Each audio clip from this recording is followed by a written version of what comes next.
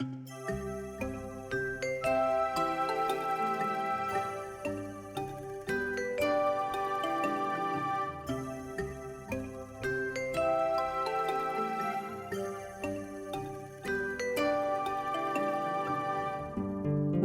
to the marvelous Land of Oz. I'm Martell.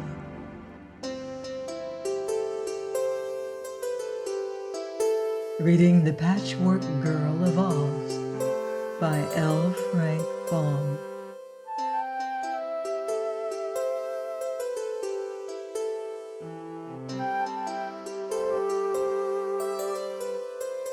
Chapter 22. The Joking Horners. It was not long before they left the passage and came to a great cave, so high that it must have reached nearly to the top of the mountain within which it lay. It was a magnificent cave, illumined by the soft, invisible light, so that everything in it could be plainly seen. The walls were of polished marble, white with veins of delicate colors running through it, and the roof was arched and carved in designs both fantastic and beautiful. Built beneath this vast dome was a pretty village, not very large, for there seemed not more than 50 houses altogether, and the dwellings were of marble and artistically designed. No grass, nor flowers, nor trees grew in this cave, so the yards surrounding the houses were smooth and bare, and had low walls around them to mark their boundaries. In the streets and the yards of the houses were many people, all having one leg growing below their bodies, and all hopping here and there whenever they moved. Even the children stood firmly upon their single legs and never lost their balance. "All hail, champion!" cried a man in the first group of hoppers they met. "Whom have you captured?" "No one," replied the champion in a gloomy voice. "These strangers have captured me." "Then," said another, "we will rescue you and capture them, for we are greater in number." "No," answered the champion, "I can't allow it. I've surrendered, and it isn't polite to capture those you've surrendered to." "Never mind that," said Dorothy. "We will give you your liberty and set you free." "Really?" asked the champion in joyous tones. "Yes," said the little girl. "Your people may need you to help conquer the Horners." At this, all the hoppers looked downcast and sad. Several more had joined the group by this time, and quite a crowd of curious men, women, and children surrounded the strangers.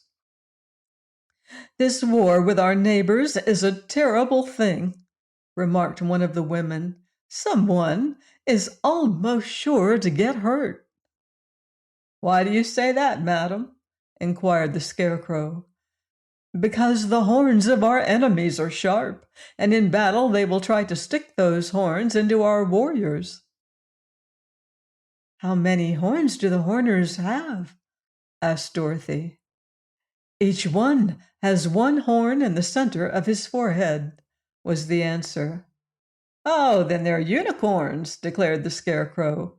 "No, they're Horners. We never go to war with them if we can help it, on account of their dangerous horns. But this insult was so great and so unprovoked that our brave men decided to fight in order to be revenged," said the woman. "What weapons do you fight with?" the Scarecrow asked. "We have no weapons," explained the champion. "Whenever we fight the Horners, our plan is to push them back, for our arms are longer than theirs." "Then you're better armed," said Scraps. "Yes, but they have those terrible horns, and unless we are careful, they prick us with the points," returned the champion with a shudder.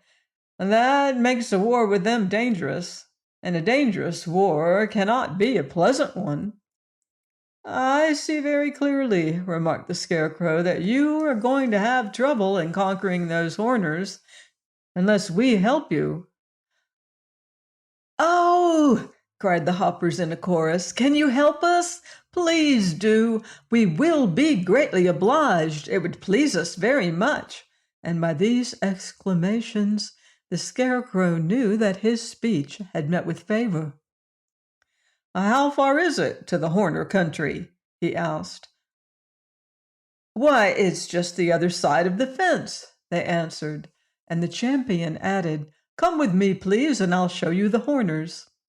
So they followed the champion and several others through the streets, and just beyond the village came to a very high picket fence, all built of marble, which seemed to divide the great cave into two equal parts. But the part inhabited by the Horners was in no way as grand in appearance as that of the Hoppers. Instead of being marble, the walls and roof were of dull gray rock, and the square houses were plainly made of the same material. But in extent the city was much larger than that of the Hoppers, and the streets were thronged with numerous people who busied themselves in various ways. Looking through the open pickets of the fence, our friends watched the Horners, who did not know they were being watched by strangers, and found them very unusual in appearance. They were little folks in size, and had bodies round as balls, and short legs and arms. Their heads were round too, and they had long, pointed ears, and a horn set in the center of the forehead. The horns did not seem very terrible, for they were not more than 6 inches long, but they were ivory white and sharp pointed. And no wonder the Hoppers feared them. The skins of the Horners were light brown, but they wore snow-white robes and were barefooted. Dorothy thought the most striking thing about them was their hair, which grew in 3 distinct colors on each and every head: red, yellow, and green. The red was at the bottom and sometimes hung over their eyes.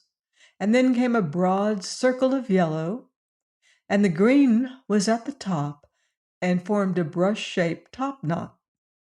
None of the Horners was as yet aware of the presence of strangers, who watched the little brown people for a time, and then went to the big gate in the center of the dividing fence. It was locked on both sides, and over the latch was a sign reading, "War is declared." "Can't we go through?" asked Dorothy.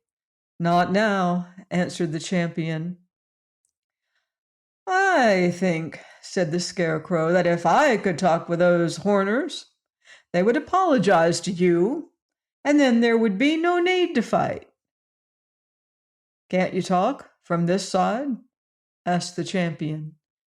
"Not so well," replied the Scarecrow. "Do you suppose you could throw me over that fence? It's high, but I'm very light."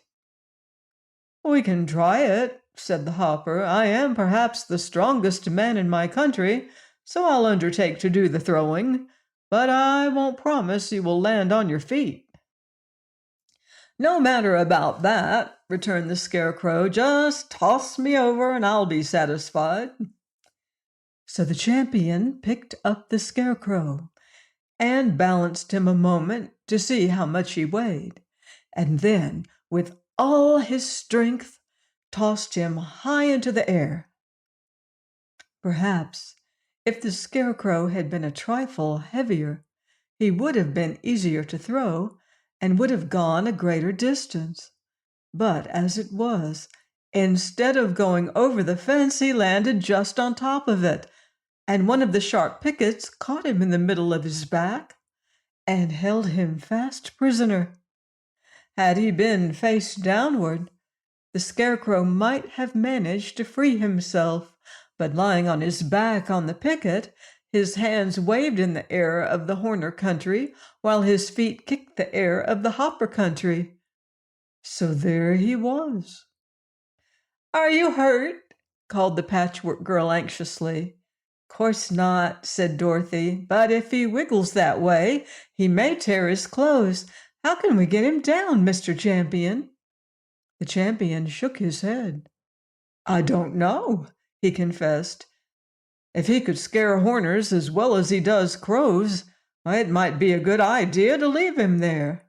"This is terrible," said Ojo, almost ready to cry. "I suppose it's because I am Ojo the Unlucky that everyone who tries to help me gets into trouble." "You are lucky to have anyone to help you," declared Dorothy, "but don't worry. We'll rescue the Scarecrow somehow." "I know how," announced Scraps. "Here, Mr. Champion. Just throw me up to the Scarecrow. I'm nearly as light as he is, and when I am on top of the fence, I'll pull our friend off the picket and toss him down to you." "All right," said the champion, and he picked up the Patchwork Girl and threw her in the same manner he had the Scarecrow. He must have used more strength this time, however, for Scraps sailed far over the top of the fence, and without being able to grab the Scarecrow at all, tumbled to the ground in the Horner country, where her stuffed body knocked over 2 men and a woman, and made a crowd that had collected there run like rabbits to get away from her. Seeing the next moment that she was harmless, the people slowly returned and gathered around the Patchwork Girl, regarding her with astonishment. One of them wore a jeweled star in his hair, just above his horn, and this seemed a person of importance. He spoke for the rest of his people, who treated him with great respect. "Who are you, unknown being?" he asked. "Scraps," she said, rising to her feet and patting her cotton wadding smooth where it had bunched up. "And where did you come from?" he continued. "Over the fence. Don't be silly. There's no other place I could have come from," she replied. He looked at her thoughtfully. "You are not a hopper," said he, "for you have 2 legs.